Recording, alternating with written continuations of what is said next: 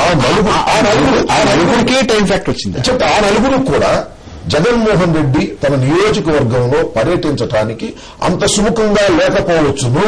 ఎందుకంటే Jaganmohan Reddy is not a CM, is not a DCC president. అక్కడ ఎమ్మెల్యేల ప్రమేయం లేకోకుండా మా పార్టీలో వేరే సమంజసం కూడా కాదు. ఆ నియోజకవర్గంలో రమ్మలేదు, వాళ్ళు రమ్మలేదు కాబట్టి వెళ్ళకపోవచ్చు. రమ్మంటే సాయంత్రం వెళ్ళొచ్చు, రేపైనా వెళ్ళొచ్చు. కరోనా చోట అందరూ కూడా రమ్మన్నారు. రాని చోటకి, పిలవని చోటకి టైం ఫ్యాక్టర్ ఇంత ఇబ్బందిగా ఉన్నప్పుడు, బాధ్యత లేనప్పుడు, అంటే బాధ్యత మొత్తం అంటే పీసీ ప్రెసిడెంట్ గాను ముఖ్యమంత్రి గాను మొత్తం తిరగవలసిన బాధ్యత లేనప్పుడు తప్పనిసరిగా ఎక్కడ పిలిచారో ఎక్కడైతే ఉందో అక్కడికే పరిమితంగా ఉంటారు. నరసింహరావు గారు, ఇందులో కాంగ్రెస్ పార్టీ అంతర్గత రాజకీయాలు ఉన్న బయటకు వస్తున్నాయా?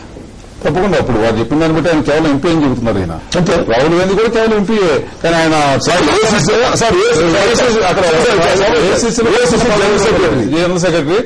జనరల్ సెక్రటరీ చాలా మంది ఉన్నారు. ఆయన కావచ్చు. ఆయన తెలుగులో వస్తారంటే మామూలుగా ఆయన స్టేట్ ప్రోగ్రామ్ కాదు అది.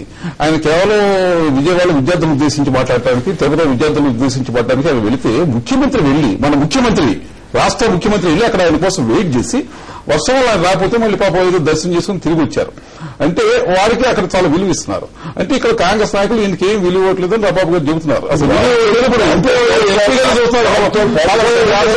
ఎంపీలు ఉంటే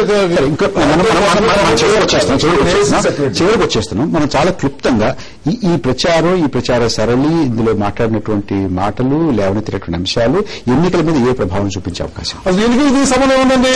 ఎన్నికలు ఇటువంటి సమయంలో ఆయన ప్రచారం చేసుకుంటారు, మున్సిపల్ కార్పొరేషన్ ఎన్నికలు సంబంధం లేదు. ఇది కాంగ్రెస్ పార్టీ గెలుపు అవకాశాలని ఖాయపరచడానికి, ఓడిపోతున్న చోట ఎంతో అంత కాస్తంత భావం నుంచి కొంచెం మెరుగుపరచడం పనికొస్తుందా? డెఫినెట్ గా అండి, మెరుగుపరుస్తుంది. ఒక టెంపో క్రియేట్ చేస్తుంది. జగన్ గారిని చూడాలని చాలా మంది వస్తున్నారు. జగన్ గారు కూడా వాళ్ళ ఫాదర్ కుండే అటాచ్మెంట్ తో, వాళ్ళ ఫాదర్ కుండే ఫ్యాన్స్ తో ఈయన కూడా జై జైలు చెప్తారు. డెఫినెట్ గా కాంగ్రెస్ హెల్ప్ చేస్తుంది, ఉపయోగపడుతుంది, 100% ఉపయోగపడుతుంది. దాంట్లో డౌట్ ప్రభావం ఉంటుంది. ఇంకోటి, జగన్ రావటం వల్ల మెజార్టీ కాన్స్టిట్యున్సీస్ తిరుగుతున్నారు కాబట్టి ఆయన ఓట్లుగా డివైడ్ అయ్యేదానికి అవకాశం ఉండదు.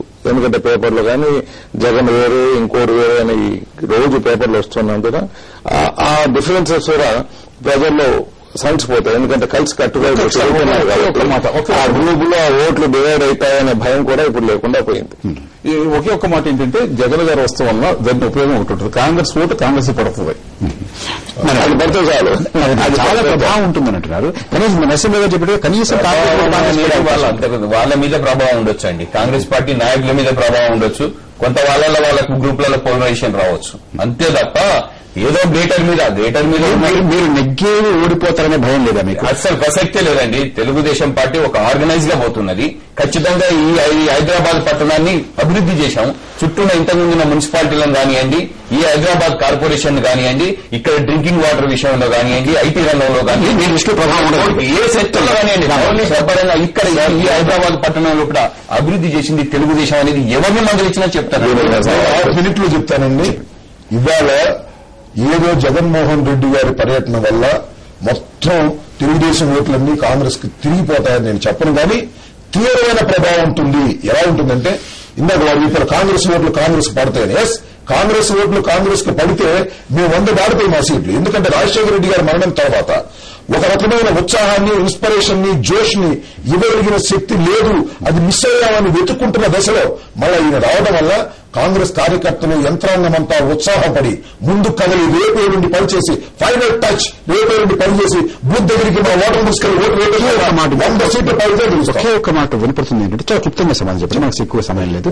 ఎలాగా కాంగ్రెస్ మేయర్, డిప్యూటీ మేయర్ గెలిచినట్టు అవకాశం ఉంది. మనం ప్రచారంలో పాల్గొనకపోతే మనం లేకుండానే కాంగ్రెస్ ఎలాగో గెలుచుకుంది అనేటువంటి అపవాదం వస్తుంది.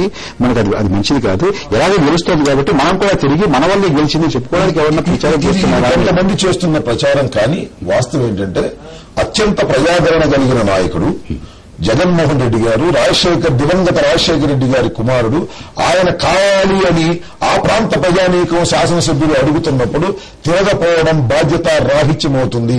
పార్టీని బలోపేతం చేయడానికి వెనకడుగు వేసినట్టు అవుతుంది. ఎలాంటి వ్యూహాలు ఎంత బాధలో ఉన్నప్పటికీ కూడా అక్కడ ఉన్నటువంటి కాంగ్రెస్ యంత్రాంగం యొక్క కోరికను మరణించి ఆయన తిరగటం వల్ల పార్టీకి అమోఘమైనటువంటి ఫలితాలు రాబోతున్నాయి. మనం చర్చను ముగించుకుందాం. తెలుగుదేశం పార్టీ ఇక్కడ డిక్లేర్ చేసింది ఇంతకుముందే, అంటే తెలంగాణ సపరేట్ అయ్యేదానికి ఒప్పుకోవటం డిక్లేర్ చేసింది. సో సమైక్యవాదం ఉండే వాళ్ళు హైదరాబాద్ లో తెలుగుదేశంకు వేసే ప్రసక్తే ఉండదు. కాంగ్రెస్ పార్టీ ఏమన్నది రెండో ఎస్ఆర్సీ పెడతాం, అది చేసిన తర్వాత మేము నిర్ణయిస్తామన్నారు. సో తెలుగుదేశం పార్టీ ఇంతవరకు దే నాట్ కమ్అట్. తెలంగాణ చంద్రబాబు గారు కానీ ఇంకా అజెండా ఇంకా మేనిఫెస్టోలో కానీ చెప్పలేదు తెలంగాణ సపరేట్ కాదు సమైక్యంగా ఉంటుందని చెప్పలేదు. కాబట్టి ఇంతవరకు చెప్పలేదు. కాబట్టి సమైక్యవాదం ఉండే వాళ్ళందరూ హైదరాబాద్ లో ఎక్కువ గ్రేట్ అయిపోయింది. అమ్మటి రామారావు గారు, టీజీ వెంకటేష్ గారు, నరేందర్ రెడ్డి గారు, నరసింహారావు గారు మా స్టూడియోకి వచ్చి మీ విలువైన సమయాన్ని చర్చలో పాల్గొనడానికి కేటాయించినందుకు ధన్యవాదాలు. నమస్తే ఆంధ్రప్రదేశ్.